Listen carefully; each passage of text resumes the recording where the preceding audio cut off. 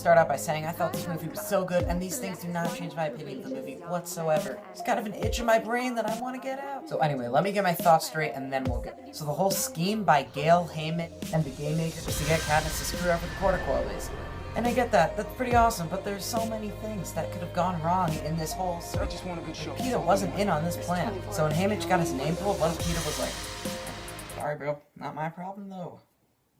That's correct number one. What if PETA ended up not going in the Hunger Games? Haymitch is in there. Then their whole scheme is blown up. But that's a 50-50 chance. So let's just say that PETA is in the games, Haymitch is out. Stylist. He designs this really cool dress for that final interview thing that they do before the Hunger Games. Katniss spins, she turns into one of these Mockingjay things. And that's the symbol of the rebellion. President Snow, aka Mr. Douchebag, knows that the stylist is up to this. But the stylist still goes to hang out with Katniss right before the games. So obviously he's gonna get his ass kicked. Why would he do that? You gotta get out of here, bro. Also, I understand they needed to make the movie exciting, so the Game Maker was trying to kill her in the Quarter Quell. She could have accidentally died many times. When he's spinning the cornucopia around, he's like, no, let's wait.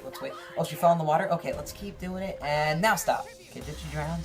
Nope, she didn't drown. Alright, we're good, guys. We're good. And when the acid mist thing is coming, I know they hit the force field and the acid stops. What if Katniss, like, tripped or something? They were, like, a couple feet behind the thing. She falls and she's, like, instantly dead. Boom, cannon. So I guess that's strike 2 in the plan now.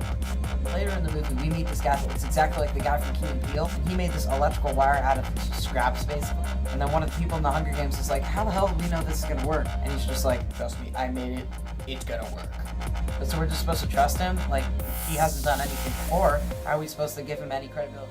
Anyway, let's just say his thing works, which it does. The original plan was to bring it from the tree to the cornucopia and like electrocute all the people. But Katniss takes it, puts it on her bow, and shoots the force field above the stadium, blowing it all up. What if she didn't have this idea? Because Haymitch and the crew are hovering over the stadium, I guess, waiting for her to do this. If she doesn't do that, then what are they gonna do? They'd just be floating there like, alright, Katniss, can you do something? No? We're probably gonna die. We gotta get out of here. Like, honestly though, then Mr. Douchebag gets them, their whole plan is ruined. So that's strike 3, I guess. But then when Katniss gets in the plane, there's a really cool shot, by the way, of her going up and pulling in the crane. It's pretty cool. But anyway, when she's actually in the plane thing, they're like, yeah, District 12 is totally burnt up. We're gonna go to District 13, get their shit together, and we're gonna start a rebellion. Movie ends, and it got me really excited for the third movie, but I'm kinda weirded out.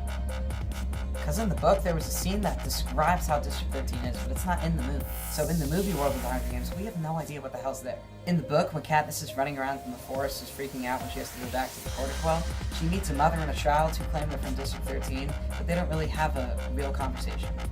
But we know that there's like a civilized area over there called District 13, but we don't know that in the movie world. And also, there's another moment from the book that would have worked well in the movie.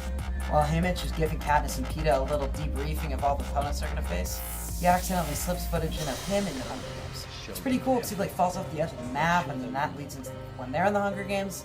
And that wasn't in the movie. It would have kind of been cool. Not necessary, but it would have been cool. But anyways, this really matters in the end because the movie was so good, and all these things are kind of minor details that you're just like, you can forget about. So if you want to see my final verdict of Hunger Games Catching Fire, you can click right up there for my official review. And if not, I've shown like a villain. I'll see y'all later.